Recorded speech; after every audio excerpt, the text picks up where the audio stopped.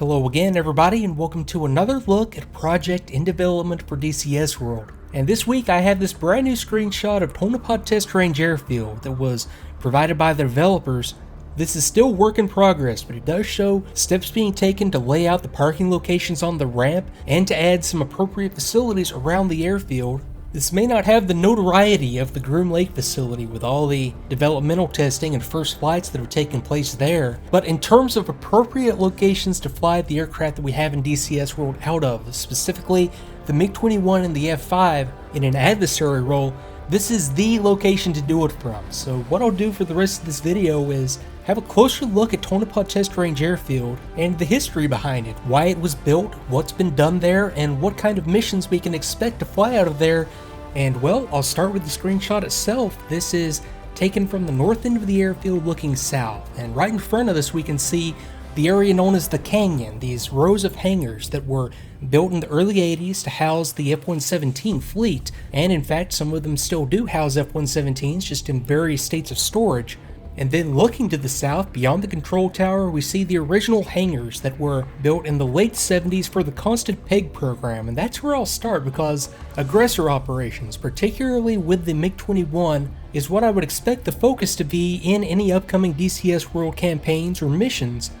So when thinking about how this big operating location in the middle of nowhere came to be, it really started with a project called Constant Peg. And I know many of you are familiar with this through the book Red Eagles by Steve Davies, the same author who provided the general outline and the story for the Red Flag campaigns that are currently available. But this project was really born out of lessons learned from Vietnam and a late 70s push for more realistic combat training for Air Force and Allied pilots. And what could be more realistic than flying against actual enemy aircraft in the hands of US pilots who know the aircraft capabilities and know the tactics to be used by the Soviet Union at the time. So these MiGs, and initially MiG-17s and MiG-21s, then eventually MiG-23s, were already present at the Groom Lake facility in strictly a flight test and evaluation role, with the idea behind Constant Peg to take them out of the test world and make them more accessible as a training tool, and that's where Tonopah comes into play.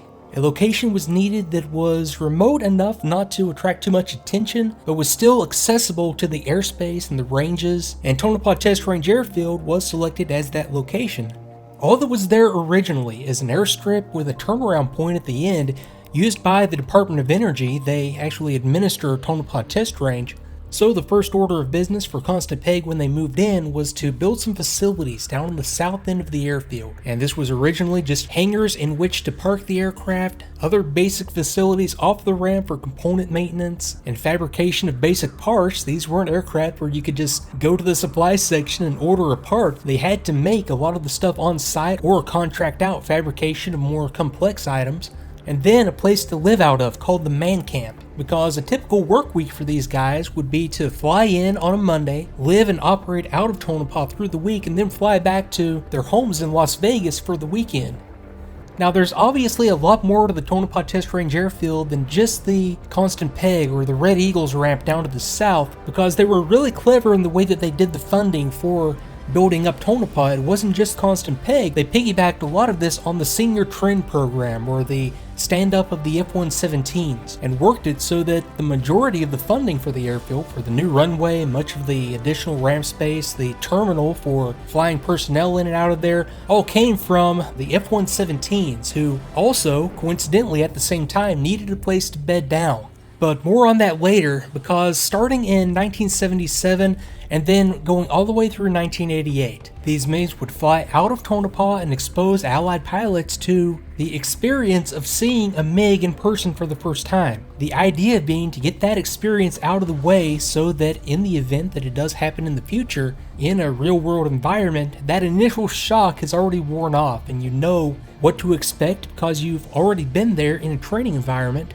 And these would usually consist of the person being exposed, receiving a briefing beforehand, and then flying up to the range, usually out of Nellis, link up with one or more of the MiGs and receive an orientation that would consist of, depending on the aircraft, for example, a MiG-17 pilot might demonstrate the turning capability of that aircraft, or a person in a MiG-21 might intentionally fly the aircraft in a way to demonstrate just how difficult it can be to see the aircraft. A MiG-23 pilot might throttle up and engage the afterburners to show the acceleration capability of that aircraft, just basic items to get the point across. And then from there, it would just turn into a typical dogfighting training environment, with the aircraft extending away from each other and then turning back into a fight, with the Allied pilot trying to apply all the lessons that have been learned so far, and the MiG pilot trying to fly the aircraft in a way that mimicked Soviet tactics and then use the aircraft to all of its advantages in an attempt to really hammer home those lessons on the trainee.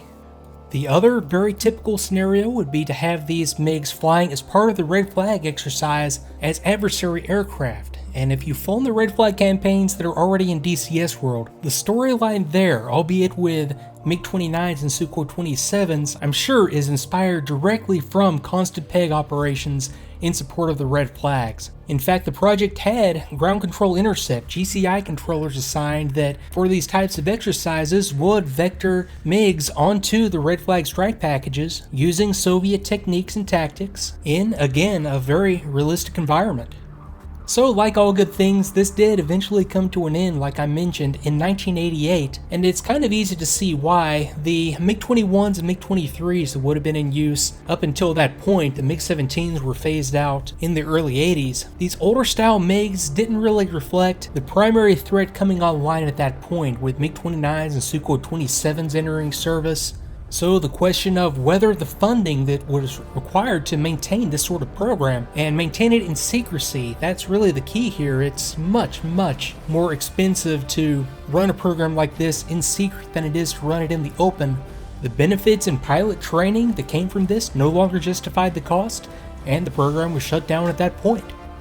Many of the aircraft were then returned to the rightful owners. A lot of these were just sort of borrowed from other countries, or were distributed around the US to different museums and different display locations. If you have ever really made the rounds of aviation museums in the US, you'll know that there are just a large number of MiGs that for years and years people would sort of scratch their heads over, suspecting where they came from, but then once the Constant Peg program was declassified, a lot of these started to be identified specifically with MiGs that were used here. Now, I also mentioned that as all this was going on, Senior Trend and the F-117s were setting up shop in the canyon on the north side of the airfield, and since I have the reference photos already, and incidentally, these photos and the sort of overhead locators that you see are some of the reference photos being used by the team to make Tonopah as accurate as possible, or as accurate as feasible, considering exactly what source material is available. There aren't that many photos that are of Tonopah Test Range facilities. A lot of those you see on the internet are actually either Holloman Air Force Base or Al Jaber Air Base in Kuwait, just misidentified as Tonopah, with those you see here being, well, such as they are, the best that are available. Initial F-117 operations out of Tonopah started in 1982, just a couple years after the Constant Peg MiG started operating. It started as a very, very small operation, and then as more F-117s rolled off the assembly line, there were enough aircraft here to constitute 2 operational squadrons and 1 training squadron. Basically an entire wing-sized operation operating out of this airfield. Now, the F-117s operated at night while the MiGs flew during the day, with the F-117s flying out of these hangars in the canyon area up to the north. These are flow-through hangars with doors on either end, so when flying from these, I would expect to start up and shut down within the hangars, just taxiing in and out at the beginning and end of a mission. And as you can see, there's no lack of parking locations on this airfield, with at least 54 in the canyon area and then more on the other side of the airfield to the south. Now, one item that you'll notice inside the hangars that I think is kind of neat anyway is the flag draped over the entrance. And this is one of those pieces of F-117 tradition that made the transition from Tonopah to Holloman Air Force Base, where F-117 maintainers of my generation at least operated out of. But the idea, as it was always explained to me, is that the flags were hung here to keep Soviet satellites from being able to look down obliquely, sort of from the side and into the hangar, and to be able to see what's there. Now, a lot of maintenance on the F-117 could be done completely indoors with the doors closed, but there are always going to be situations where you need to crack the door to get whatever equipment in and out that needed to happen. And with the flag there, anything trying to look in through the open door would either be blocked by the hangars in front of it or would be blocked by the flag. It's actually very, very creative. And like I said, that tradition did carry over to Holloman Air Force Base when the fleet moved to that more permanent location following acknowledgement of the program and operations in Desert Storm. And then of course in 2006, the final chapter of the F-117 and its association with Tonopah was written as the fleet was, as you can see here, packed back into the hangars and tucked away for good.